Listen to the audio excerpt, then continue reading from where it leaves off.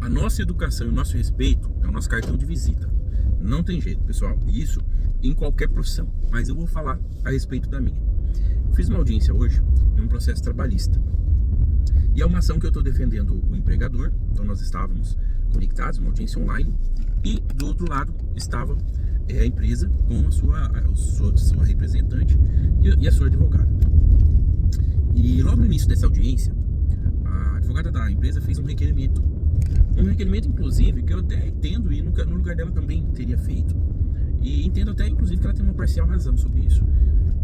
Logo em seguida eu me manifestei, eu impugnei esse requerimento, eu estava do outro lado, então óbvio que eu impugnei.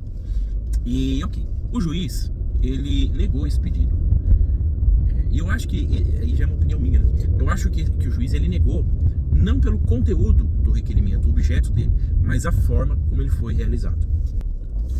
Eu digo isso porque o requerimento, assim que ele foi feito e eu fui apresentar a minha manifestação, minha impugnação em relação a isso, por diversas vezes eu fui interrompido por essa advogada, a ponto de eu não conseguir concluir a minha linha de pensamento. Então eu fui obrigado a me dirigir diretamente ao juiz, que é o presidente daquela audiência, daquele ato. Eu falei: excelência, eu preciso que o senhor conserve a minha palavra, porque eu não estou conseguindo nem finalizar o meu raciocínio. Eu preciso que eu não seja interrompido. E isso, inclusive, já estava incomodando o magistrado. E ele prontamente interferiu e garantiu que eu não fosse mais interrompido. Eu consegui finalizar o meu raciocínio. E, ao final, o juiz indeferiu o pedido dessa advogada.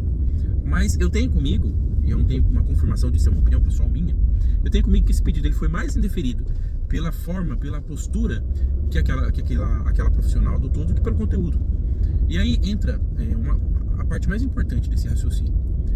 O respeito, a educação, o bom trato, ele é essencial no dia a dia da nossa profissão, porque as soluções jurídicas ou soluções extrajudiciais, elas são necessariamente construídas pelos advogados, pelos juízes, pelos promotores e pelos demais agentes daquele processo. Então nós precisamos ter um bom convívio para que a coisa funcione melhor.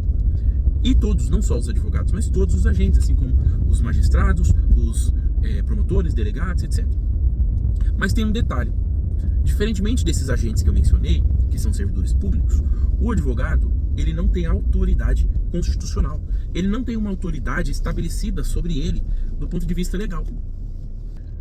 Por isso que nós, advogados, precisamos entender que existe uma linha tênue entre você se posicionar com respeito, mostrando seu conhecimento, mostrando uma certa autoridade ali na prática, no exercício da profissão, mas sem apresentar nenhum tipo de desrespeito ou uma conduta hostil, porque nós não temos autoridade. Se você vai na delegacia tratar de um boletim de ocorrência, o delegado pode simplesmente interromper o que você está fazendo e parar aquilo, porque ele tem uma autoridade assegurada. No momento que ele passa no concurso, ele tem uma autoridade constituída sobre ele, sobre o exercício dele. É claro, você tem mecanismos posteriormente para reverter alguma arbitrariedade, alguma ilegalidade ou algum excesso praticado pelo agente público. Mas ali, no ato, no momento, a autoridade não está com o advogado, está com o agente público. A mesma coisa o juiz, a mesma coisa o promotor e etc. Então nós precisamos entender que o advogado ele precisa ser sábio da forma como ele coloca as palavras, a forma como ele se posiciona. O advogado ele não impõe, ele convence. Nós temos prerrogativas enquanto profissional do direito, prerrogativas. A lei nos assegura direitos e prerrogativas, mas nós não impomos, a gente não tem o poder ou a autoridade de impor algo num processo. Nós convencemos. Então precisamos ser sábios, não para puxar saco, para ficar fazendo algo nesse sentido, mas nos manifestarmos, nos colocarmos com respeito, para que a pessoa olhe e veja que você está ali tratando, trabalhando com conhecimento, com sabedoria, e não com interrupções, com grosserias. Em alguns casos eu já vi até gritos, né? Não é esse o papel do advogado. Nós precisamos exigir respeito, mas também nós precisamos atuar com respeito. Um grande abraço, que Deus abençoe.